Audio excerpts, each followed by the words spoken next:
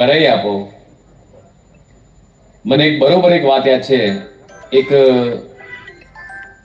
ગામમાંથી એક બેનનો ફોન આવે, અમદાવાદ વિસ્તારનું, અમદાવાદ ગ્રામ્યનું એક ગામ. એક બાનો ફોન આવે ચાલુ છે કે મારે દીકરા નથી અને ઘર ચલાવવાના પૈસા નથી. એટલે મેં આપણા શહેરનો અધ્યક્ષ હતો, એટલે કાર્યકર્તાને મોકલીને મેં વિધવા પેન્શન સહાય યોજના ચાલુ કરાવડાવી.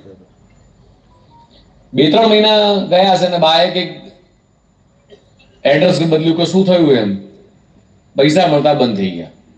2-3 મહિના પછી મારી પર ફોન આવ્યો કે મને પૈસા મળતા નથી. એટલે મેં મારી ઓફિસે કીધું અને મની ઓર્ડર કર્યા. એટલે 2-3 મહિનાથી મની ઓર્ડર થયા, પૈસા સ્ટાર્ટ થયા નહીં. વળી પાછું મારી ઓફિસ વાળાએ ભૂલી ગયા છે, મહિને પૈસા નહીં મોકલ્યા હોય. એટલે બાનો ફોન મારી પર આવ્યો. એટલે મેં પછી ઓફિસે પૂછ્યું કે ભાઈ ત્યાં પૈસા નથી મોકલ્યા. એટલે પૈસા સ્ટાર્ટ થઈ ગયા, પાછા બંધ થઈ ગયા છે. એમને કે ઘરનું એડ્રેસ બદલી દીધું. એ 1200 રૂપિયા એના ઘરે આવે, એક ઉંમરલાયક બાના ઘરે, અને એનાથી એના ઘરનું ગુજરાન ચાલતું હોય. આપણે સમજી શકીએ છીએ કે એ કેટલી મોટી સહાય છે.